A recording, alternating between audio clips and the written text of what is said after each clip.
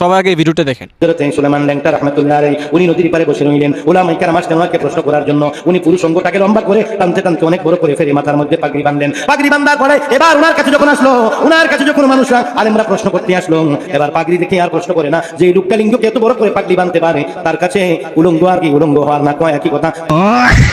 মানে কি ভাই, কত বড় লেভেলের বন্ড দেখেন।